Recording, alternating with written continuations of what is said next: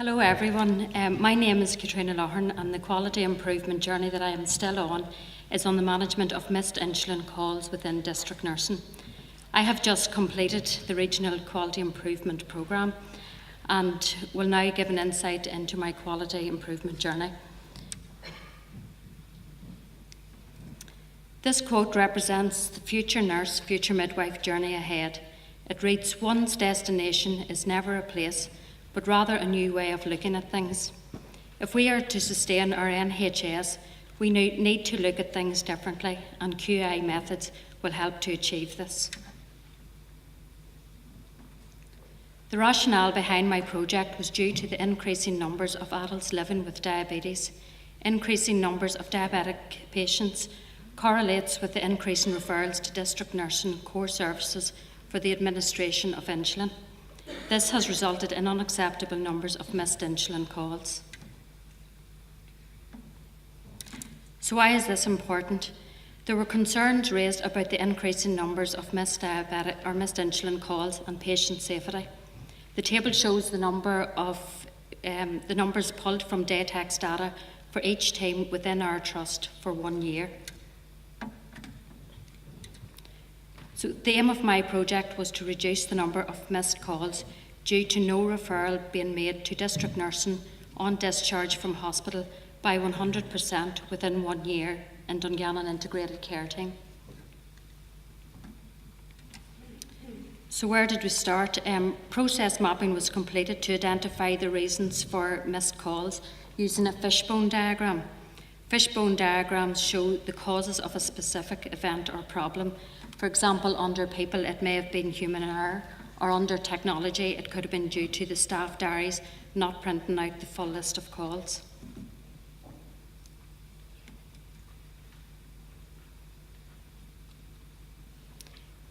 Team meetings were held to brainstorm ideas on how to reduce the number of calls. Agreed future pathways were implemented. Review and implementation of the caseload management principles was also re-emphasised to the teams. And the Daytex information was analysed to identify the reasons for the missed calls. Information from the Daytex was plotted on a Pareto chart. From this we could see clearly the main reasons for the missed calls and what we needed to focus on. When using a Pareto chart, you should focus on anything 80% and above when doing your quality improvement project. And Pareto charts are good if you're doing when you're completing bigger projects. This led to starting the PDSA cycles. And to me, each PDSA cycle is like taking a step towards improvement. And at the end of each step, you measure your data. So tools such as the fishbone diagrams, Pareto charts, run charts and PDSA cycles may seem very daunting. However, I think it is important to keep things simple, and if it is a complicated project, break it down into more simple projects. When we use these tools in everyday life without us even noticing. And one example that I've came across is, this is my daddy and my daughter Maya, along with her pony and his cows.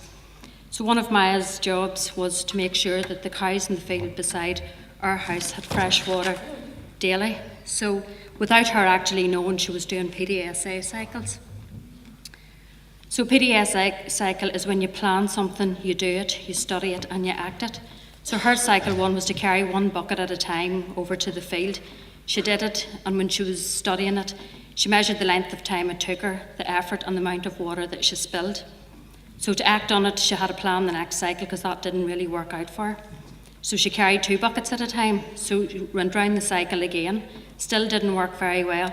And if anybody has teenage daughters, they know they like to put as little effort as possible into anything. So she located a trolley, and it was like one of the IKEA trolleys that you use for your furniture, you know, when you're in the IKEA shop. So she located a trolley and she put the buckets onto the trolley, wheeled it across, went back round the cycle again, and then her final act was whenever she actually took the tub, it's like a big flexi tub, out of the field, put it directly onto the trolley, filled it, brought it in, so that worked best for her. So that was her change of cycle, and it was full implementation, so that was her putting it in place. So just wanted to let you know that PDSA cycles aren't maybe as complicated as we think. So as you can see at this point, I had gathered a lot of information that showed numerous variables as to why the calls were being missed. At this point, I felt very confused and overwhelmed as I hadn't a clue where to start and knew I needed to simplify it. I had so much information and ideas, but I didn't know how to organise it all. My mentor helped me do a driver diagram, and this helped me put my ideas and thoughts down on paper in an organised way and helped me pick one process and idea for change that I needed to focus my project on.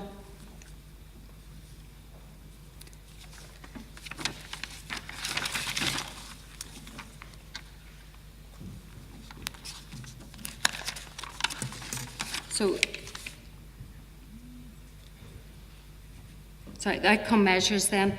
There was a reduction in the number of missed insulin calls reported annually from the DATEC system.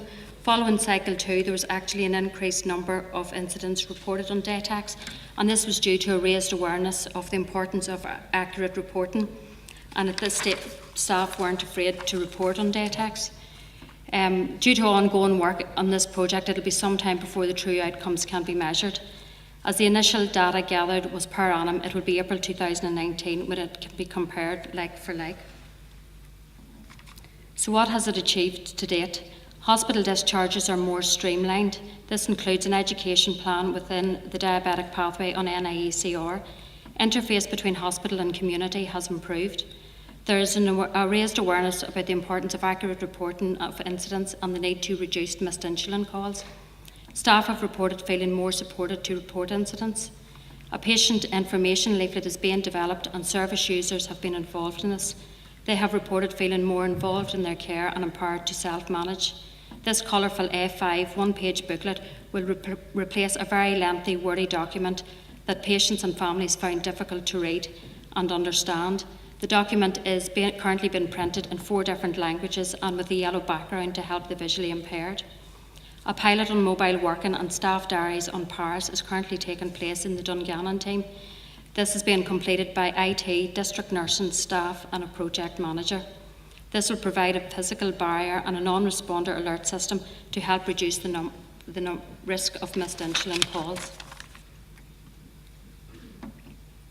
So the next steps in my QI journey is to continue to involve service users and relevant stakeholders to develop on the current draft diabetic patient information leaflet, to develop a link on SharePoint and a link and an app that patients will be able to download, to work with GPs, diabetic specialist nurses, district nurses, service users and hospital staff to develop a pathway on NIECR to ensure a more efficient way of writing up authorisations for community staff and to further improve discharge and transition to community, to continue with completing PDSA cycles in order to meet the aim of this project, to spread the work across more teams and wards and eventually across the trust, to work more in partnership with other trusts, service users and stakeholders to co-produce and co-design more streamlined quality services, and to inspire and motivate others to participate in quality improvement. My top tip for yourselves that are our future nurses and midwives and their mentors would be to keep it simple and don't complicate the journey. If it is complicated, break it down into simple projects and keep processes and systems simple. Other top tips are to have the will to do it. Pick something that is worth doing and is easily measured. Take as much help as you can from others. Listen to your patients and your staff and engage everyone in your team at all bands.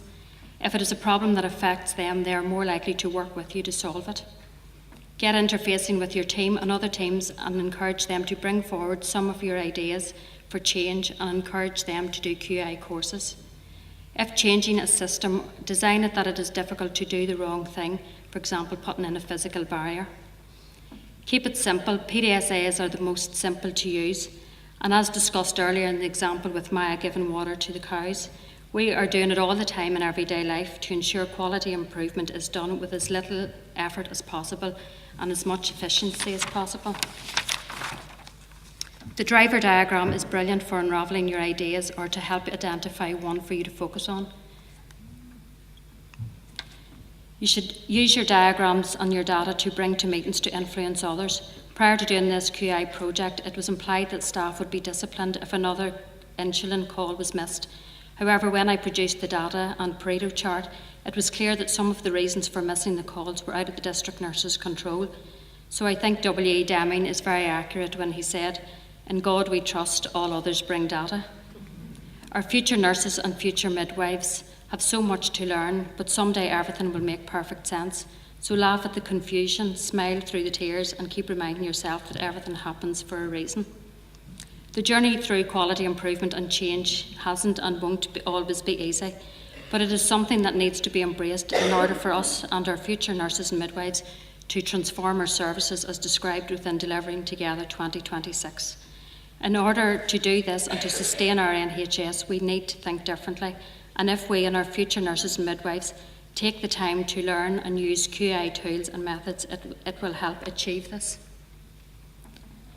I think sometimes we spend too much time looking at other teams and services and think the grass looks greener on the other side. But if we stop and take the time to water our own grass by doing quality improvement, we can have just as green a grass. So stop worrying about the potholes in the road and enjoy your quality improvement journey with our future nurses and midwives. And thank you.